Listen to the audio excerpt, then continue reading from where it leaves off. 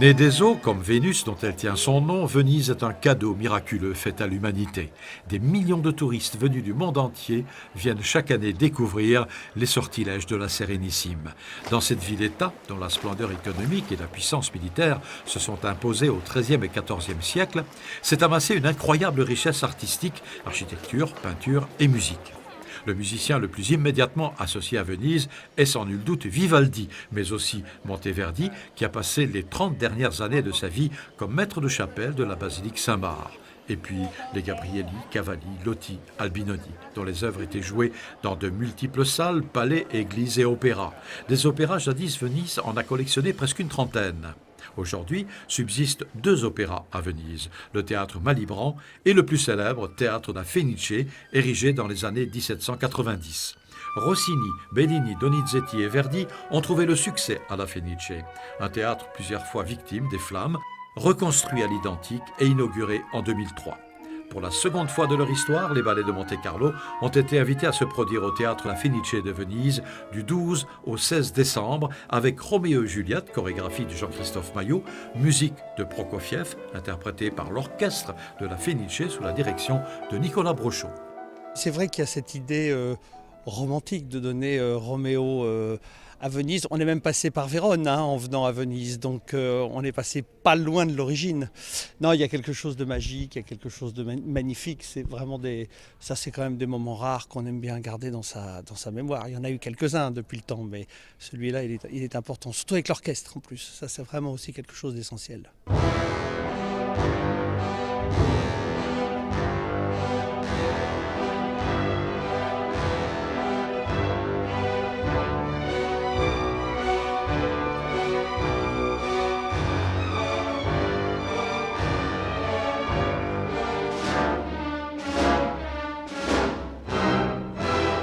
Pourquoi avez-vous invité les ballets de Monte-Carlo ? Parce que je pense que c'est une très bonne, je pense pas, je suis sûr, que une très bonne compagnie que je connais très bien. On l'a déjà invité en 2010 avec Cendrillon. C'est très bien passé. Avec Jean-Christophe Maillot, on avait décidé de revenir ici, de l'inviter encore une fois. Et on a trouvé le bon moment pour le faire.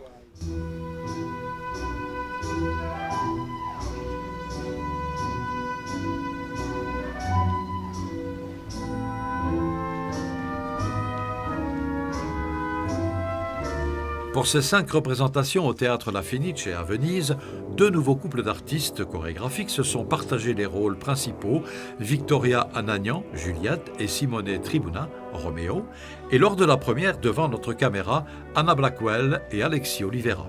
C'est ce que j'aime dans cette compagnie formidable, parce que je dis toujours que chaque année c'est une nouvelle vie. Alexis, il a fait Roméo il y a longtemps, et puis je n'étais pas tout à fait convaincu. Et puis il fait un magnifique Frère Laurent. Et puis là, on a eu un souci avec un garçon. Et donc il refait Roméo avec Anna, qui elle est vraiment une très très jolie Juliette, qui pour moi s'approche au plus près de ce que Bernice Kopiters avait pu créer dans ce rôle. Il y a une maturité. C'est vraiment la Juliette comme je l'imagine. Pas enfantine, une forme d'innocence. Mais femme très, très décidée, prenant les choses en main, décidant de son destin, de ce qui va lui arriver. Et elle a cette, Anna Blackwell, elle a cette puissance-là, de cette femme, comme Bernice, finalement assez discrète et assez timide, assez humble dans son travail. Et quand elle arrive sur scène, il y a une forme d'explosion absolument incroyable. Et c'est très agréable et magnifique, après 20 ans, de voir ce personnage vivre de cette manière-là.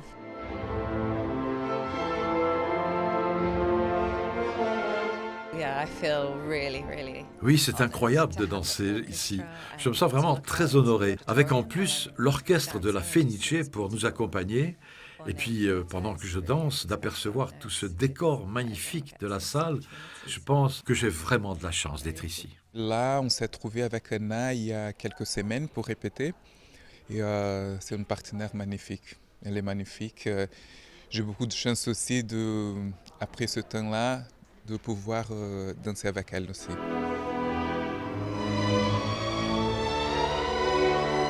I feel very safe dancing with him, like I can really let myself go. I know he's there for me. We didn't have Je me sens très protégé quand je danse avec Alexis. Je me laisse vraiment aller. Il est là pour moi. On n'a pas eu beaucoup de répétitions pour mieux nous connaître, mais je suis très confiant dans la manière dont je pense que les choses vont progresser, comment on va bouger ensemble. Il est vraiment dans le rôle de son personnage et je le sens vraiment quand il pleure, qu'il est heureux, qu'il me regarde. Il est vrai. Bien sûr, il m'entraîne avec lui et c'est vraiment très bien de partager cela avec lui.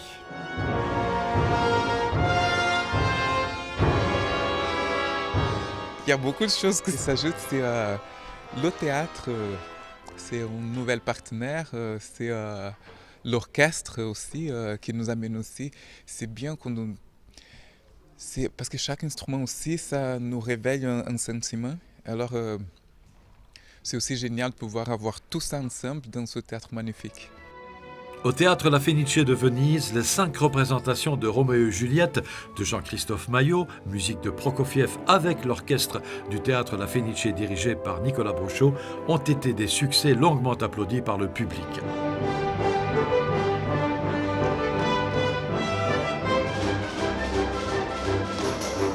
Le lendemain du dernier spectacle à Venise, à l'aube, les ballets de Monte-Carlo se sont envolés pour Athènes, où le magnifique Megaron Center les attendait pour 12 représentations de Cendrillon, chorégraphie de Jean-Christophe Maillot, jusqu'au 29 décembre. Mais les équipes de la compagnie de ballet de Monte-Carlo, techniciens et artistes chorégraphiques, ne sont pas prêts d'oublier ces moments de grâce et d'émotion vécus sur la scène de l'un des plus beaux théâtres du monde, La Fenice de Venise, espérant, qui sait, y revenir un jour, comme le suggère une étymologie du nom de Venise, Veni Etiam, revient.